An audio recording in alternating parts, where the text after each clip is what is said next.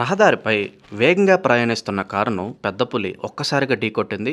ఊహించని పరిణామంతో అందులోని ప్రయాణికులు భయభ్రాంతులకు గురయ్యారు. ఈ ఘటన నెల్లూరు జిల్లా మర్రిపాడు మండలం కదిర్నాయుడుపల్లె సమీపంలోని నెల్లూరు టు ముంబై హైవేపై చోటు చేసుకుంది. వివరాల్లోకి వెళ్తే బద్వేలుకు చెందిన ఐదుగురు కారులో నెల్లూరుకు వెళ్తున్నారు.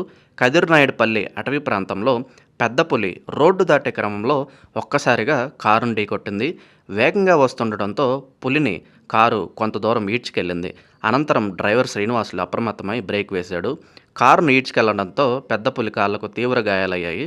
ప్రమాదం తర్వాత సమీపంలోని అటవీ ప్రాంతంలోకి పారిపోయింది.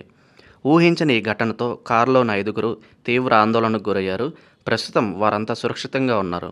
ఈ ప్రమాదంతో కారు ముందు భాగం ధ్వంసమైంది. సమాచారం అందుకున్న అటవీ శాఖ సిబ్బంది ఘటనా స్థలానికి చేరుకుని ప్రమాదానికి గల కారణాలు తెలుసుకున్నారు. అటవీ ప్రాంతంలోకి వెళ్లి కూంబింగ్ చేయనున్నట్లు తెలిపారు. పెద్ద పులి సంచారంతో మర్రిపాడు మండలంలోని అటవీ ప్రాంత గ్రామాలు ఒక్కసారిగా ఉలిక్కిపడ్డాయి.